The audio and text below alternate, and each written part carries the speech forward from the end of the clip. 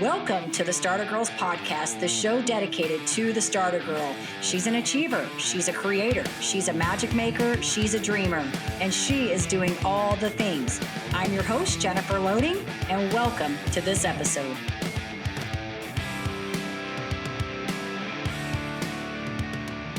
All right, here we are, another episode of the Starter Girls show, and I'm super excited about my guest today, Sarah Deacon. She is the adulting coach, and she works with young adults, empowering them to play in their passion and to own their future. And I love this, like a boss. I absolutely love this. So I'm so excited to get her on the show today because I know many of you are probably parents like I am and are either in that place where you've got kids that are now getting close to graduating, or you could be like me where mine are like in and out of the house, and so we kind of passed that. But I know many of you are parents and have kiddos that are going to be up and nearing, and I know she's going to bring some great information today. So super thrilled to get her on the show.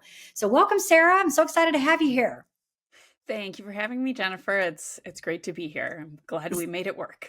Absolutely. I know it's always a challenge. I feel like with technology and getting all the things and the people and the places and coordinated, right? But we made it. Yes, we did.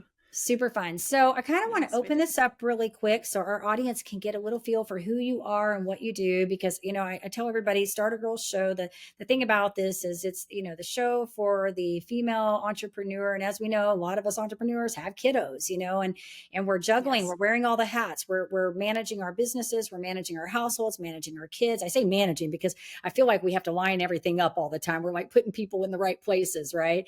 And so I think, what you do is awesome. And I think it's kind of a unique thing and a much needed thing. So share with our audience a little bit about what it is you're doing and where you're coming from on this. Yeah, that's super true. I have kids of my own and am doing my business. So same as many of your listeners probably are too.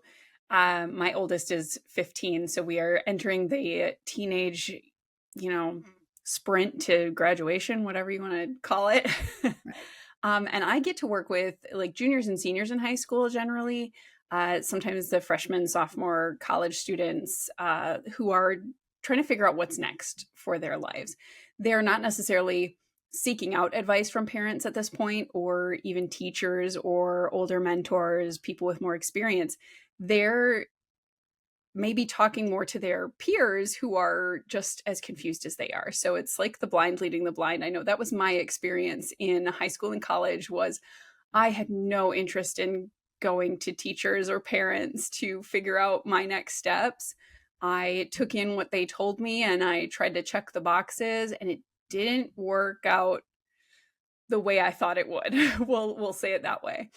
I had a long winding road to kind of figure out where I wanted to be, who I wanted to be, what I wanted for my own life. And that's what I get to help young people do today, because they are a lot more self-aware than we sometimes give them credit for.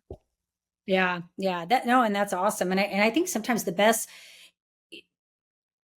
way that we teach people, right, is in our own journeys. It's when we've gone through our own experiences that we can sort of come out on the other side and we can teach people. I always say we have kind of the foot in the door, because now we can take what we've learned or what we've navigated and how we managed to get through that, and then help other people learn from those lessons. So, good for you for being able to do that. And I think, I have another friend that is and I think I shared this with you, that she's a parent coach. So she does the other side of the parenting, which I think is so interesting. And so, having that person that can navigate either that side of it or where you're coming from, the high school, the teen years, which can be a very difficult, time for everyone involved.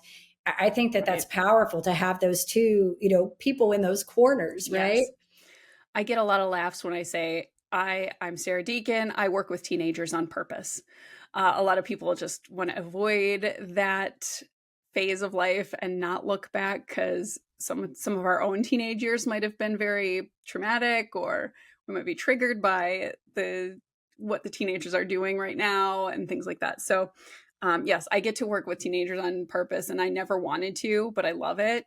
And I think that both roles, the parent coach and a teen coach, is super, super important, because especially when they are on the same page. A lot of coaches do speak the same language, where you can start to bridge those gaps in communication between parents and their teen and young adult children.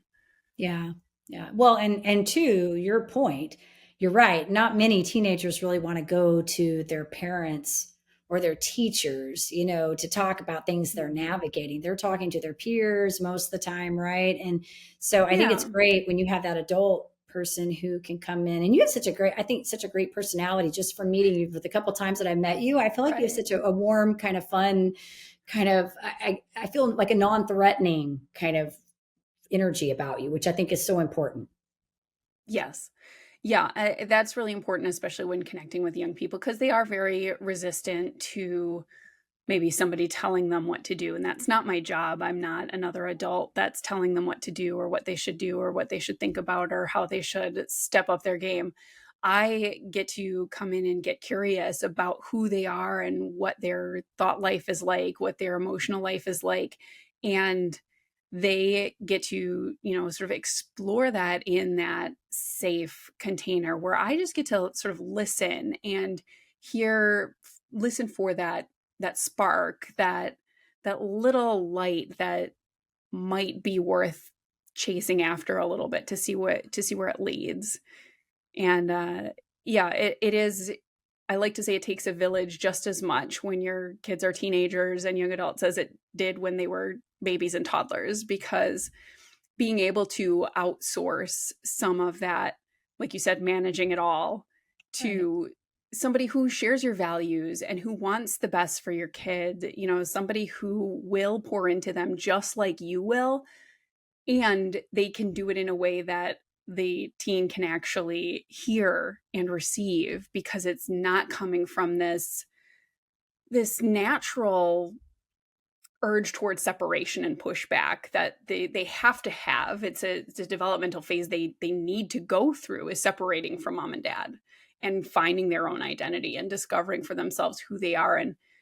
And eventually, you may know with your adult children, they come back and they realize, oh, hey, I was really not that nice to you when I was a teenager or whatever. They do eventually kind of wake up to what was going on and how they maybe should have taken the advice that they didn't take when they were that age.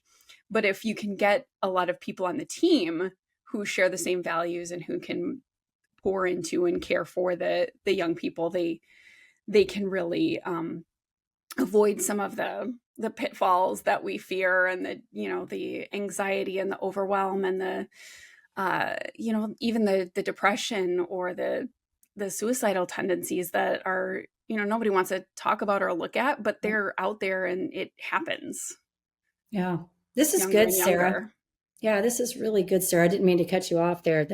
I think the thing that I'm hearing from, there's so much to take away from this, but the big thing is separating the difference between, when you were talking about in the beginning, the listening and asking questions and getting interested.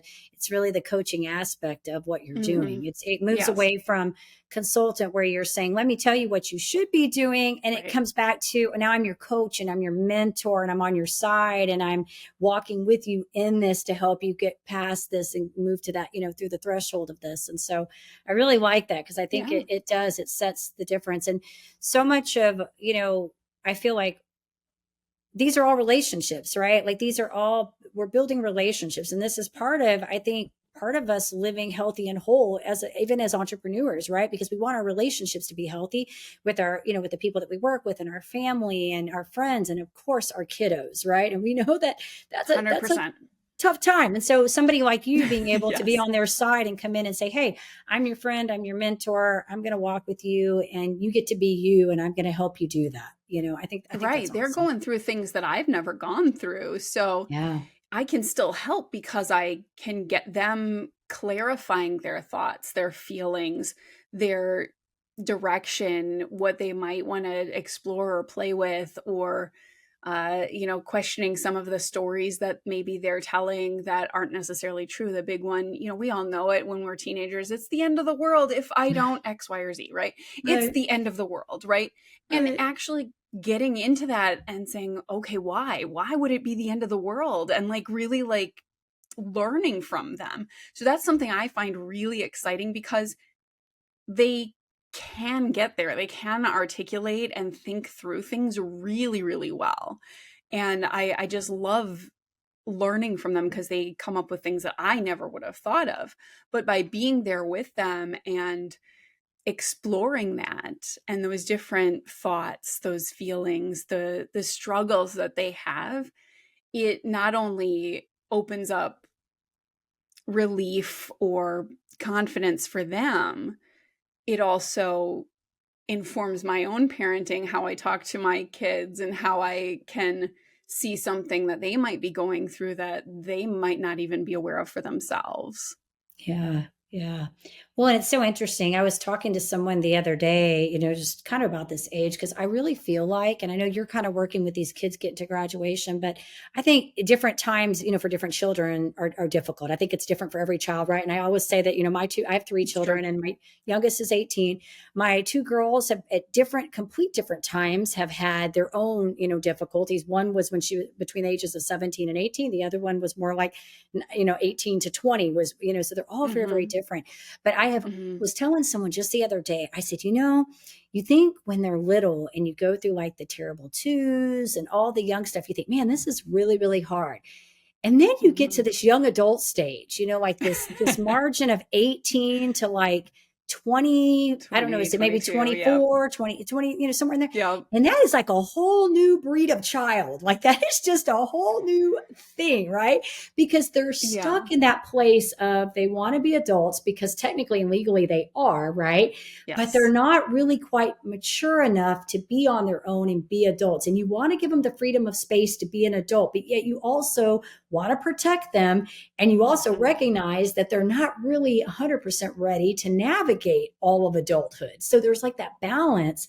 I don't even know if I want to use balance. Maybe we just find harmony in this, right? You find the harmony. That's what I would say. Find the harmony in this because it is such a delicate stage. You know what I mean? Stage and age. And it is one of those developmental times that as parents, we really do need to set our own emotions and triggers aside. Like we need to do our own work in this season. And when I work with especially kids under 18, I am in communication with the parent, like your friend, that, there's an element of coaching of the parents, generally with a lot of the people I work with, just because sometimes, most of the time the parent is paying for a good chunk of the coaching or things like that. So there is this strong communication, and I'm always 100% open as much as possible without breaking confidentiality with my client.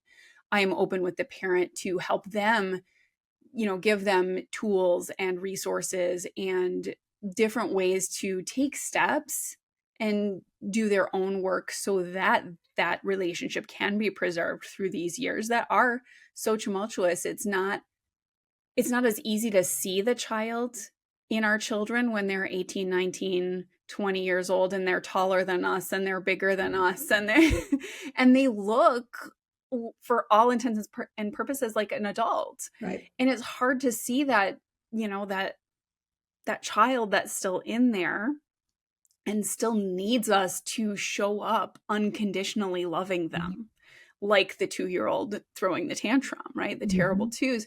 It's easy. They're small. Their bodies are small. We understand that their brains are not fully developed.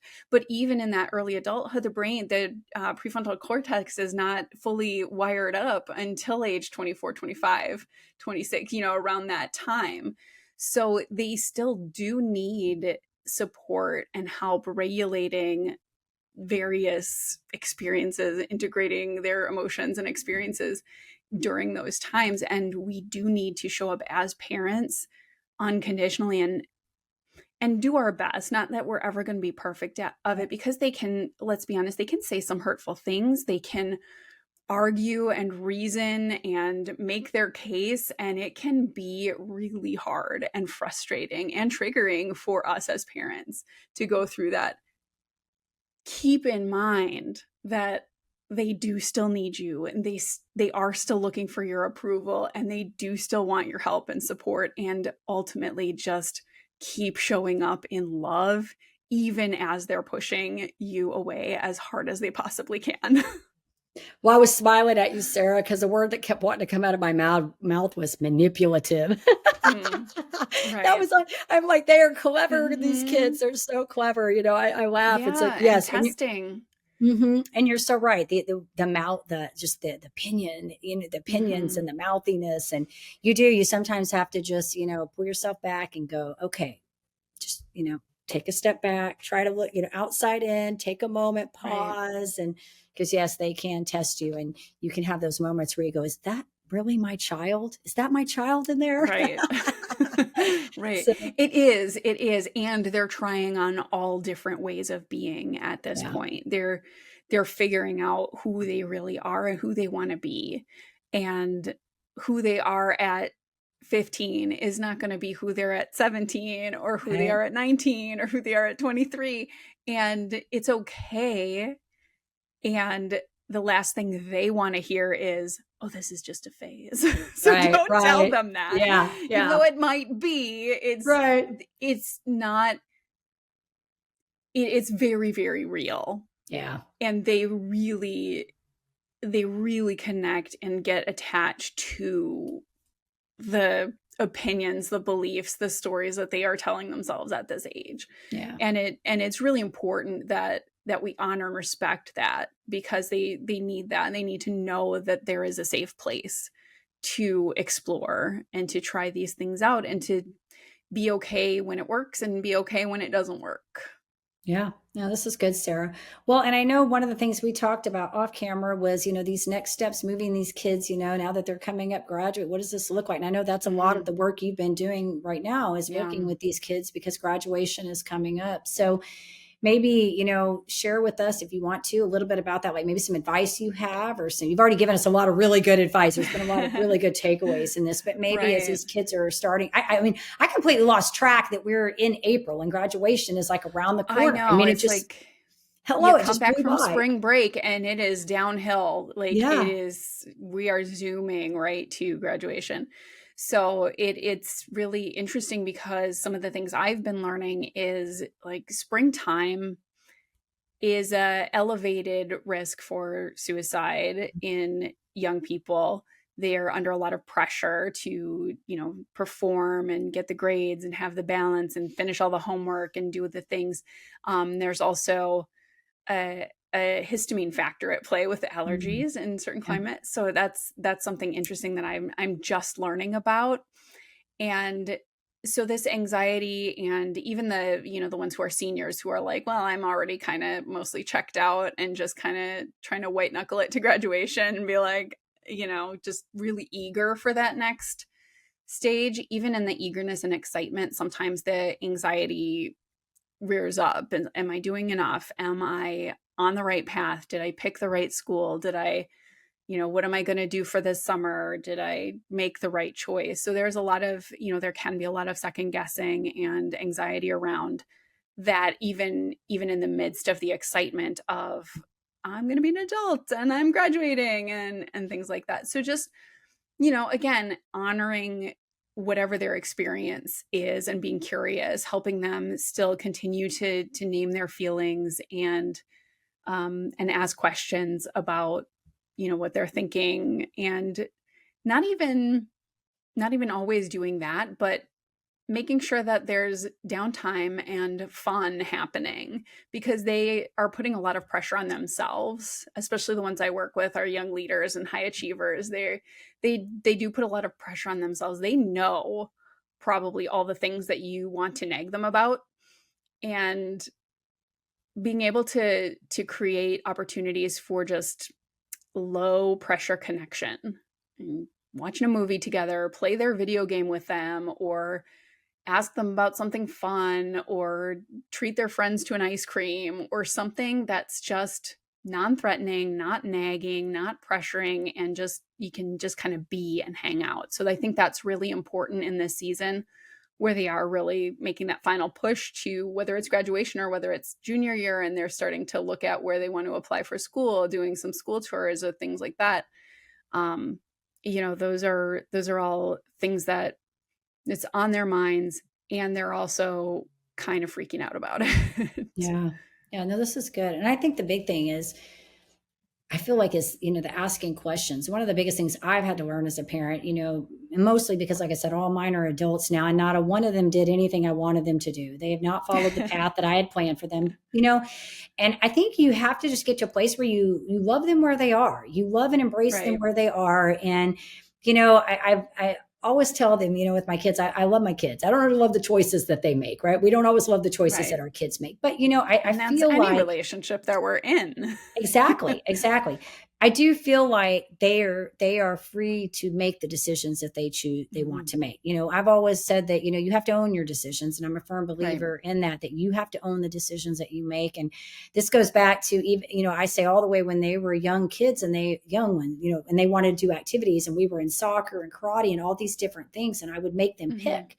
And I would say, whatever you're going to do, you need to see it through. It's your decision. You follow it through. And unless you truly, if you truly, truly hate it, then yes. And we did have to walk away, but I Right. did always kind of leave those choices up to them. And I still expect the same out of them today, but they are free to make their own choices. And Mhm. that's how it goes. And so I think that, I love what you're doing. I think it's important. And I think a lot of us, as parents, we do. There's no handbook to parenting, right? If we Right. had And that. yeah, most of the parents I talk to, it's like they want their kids to be happy. They want them to be Yes. fulfilled. They want them to find their own path. And some of them are like, and that means going to college. Yeah. So sometimes they have their own expectations, like you said. Right. They have their desires for their kids without realizing what they're putting on their kids. Oh, That's yeah. okay. Like, we're all human. Yeah. And I like to kind of joke that my job is to help young adults disappoint their parents. But it's not, Let's do it may be disappointing the parents' expectations or stories. Yeah. It's ultimately giving the parents pride that their child can go out into the world, create their own path, and be successful on their own terms. Like you said, owning their choices Right. and following things through and contributing in a way that doesn't lead them back to mom and dad's basement, right? Yeah. Like, we Yeah. don't want that. They don't want that. Right. So that's, it may not look the way we expect it to when we, hold those newborn babies in our arms, but it usually looks a lot better when they Yeah. can get on their own feet and make it their own. Yeah. Yeah. I've And I've Gen kind Z of is a really good at that. Like, yeah, they really are good at making things their own. yeah. I've sort of adopted the idea that look, I just want them to find what they want to do and be happy and enjoy it. Like find what makes you Mhm. happy and just do it. Do it with pride. Do it because you Right. like to do it and own the decision. That's how I feel about it. It's like whatever that is. Mhm. I don't know what that journey looks like. They've all taken different journeys. Like I said, not anything what I expected. I had obviously, like I said, as parents, we all have different expectations for our Yeah. kiddos, but I And the think world is that changing so fast. They've got to find a way to make their mark and have their voice heard and yeah. find their own way, because it's not the same as when we were growing up, or even No. 10 years ago. It's not the same. Yeah, yeah. So I want to ask you kind of a different question, kind of Sure. on the lines of entrepreneur and mother, because I think this will be fun because we do have a lot of female listeners that listen to Mhm. this. And I think this topic is so good, what you've talked about here, because they were, like I said, we're wearing all these different hats, and part of that is parenting, rearing children. So I want to know, you said a lot of good things on the parenting aspect, but any maybe as the entrepreneur, being the mother, coaching other young kids and having kiddos yourself, any maybe real tips that for your, that you could offer our female entrepreneurs just on the side of entrepreneurship that's worked for you being the mom entrepreneur? Um, One thing that I've started doing recently is involving my family in some of my business goals. Is I have a daily goal of an hour of a certain task that I need to do. And if I meet it every day of the week, then we all get to benefit from it. There's a reward, and they get to pick, and my kids get to pick, what are we going to do this weekend if I meet my goals, or when I meet my goals. So that's something I try to do, is say when instead of if.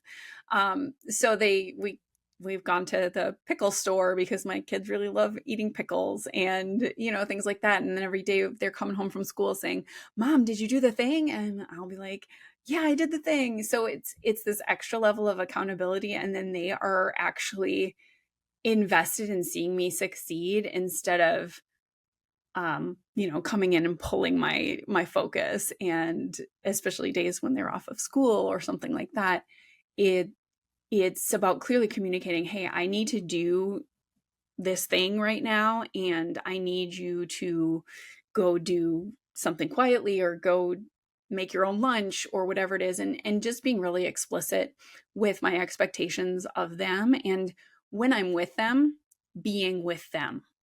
So when I have the time with them, we are together, we're playing a game, or we're watching a show together, or we're doing something where we are actually present and involved with each other. And I'm not in the back of my mind thinking, who do I need to email, or who do I need to follow up with today, and things like that. When I'm with them, I put my business aside. So that's something that, again, it doesn't always come easy. And especially at the beginning, I was like not very good at it.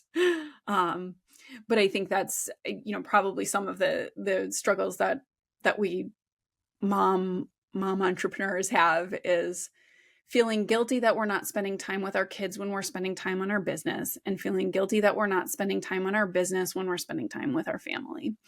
And understanding that sometimes there's more time in either of those areas. And it is still important that it's quality and focus time, because we can't always control the amount of time that we need to spend in a different place. But when we're there, be there, whether it's with our kids or with our business. It's good. Be present. Be present. I like it. I think the harmony and just having the recognizing that there's no equal balance in any of that. You just have to, be present when you're present, and it's good. I like it, Sarah. Right. And balance is important, and it's something everybody's looking for. What it really looks like is prioritization and presence and managing energy and focus. Right. It's not necessarily balancing everything or time management. It's prioritizing your energy and focus. Yeah. That's why I use that word harmony, because I hate balance. I'm like, that just doesn't, it just doesn't even, it's just not even practical. If we look to find harmony in our lives, then we can prioritize. We recognize where we need to put our time and our energy, be present in the places that we need to be present at the right time. So you said a lot of really good things. There's always going to be a give and take and an ebb and flow. Even when you're standing on one foot in a yoga pose, like your muscles are still like twitching, and you're still leaning one way, leaning the other way, you're compensating for that. So there's never a like perfect balance, like you said. I agree. Sarah, this has been great. So if our audience, because we may have some listeners on here that want to get in touch with you and learn a little bit more about what you're doing, maybe they need some help. Yeah, if our audience wants to get some information from you, where would you like us to send them? My website is sarahdeacon.com. It's fun website, and I have a free download. We play a game called Adulting Bingo. So you can fill in your bingo card and, get in touch with me about it. And if you have a teen, young adult who could benefit from some extra support, you can click and make an appointment. It's a free session called the Adult Successfully Strategy Session. And that is at my website, sarahdeacon.com/hello. Perfect. All right, Sarah, we'll make sure when this goes out too, I'll get the links on there so everybody knows where to find you and find all that information. So this has been fun. Thank you so much for sharing. I think what you're doing is awesome. I want to say, keep doing your thing. I applaud you. I know that's not an easy thing, and clearly you love it. I can tell by just your energy and your passion when you talk about it. And that's good, because as entrepreneurs, like I just said, we want you to be happy doing what you're doing, right? That's what I tell my kids. Find what you love and get passionate.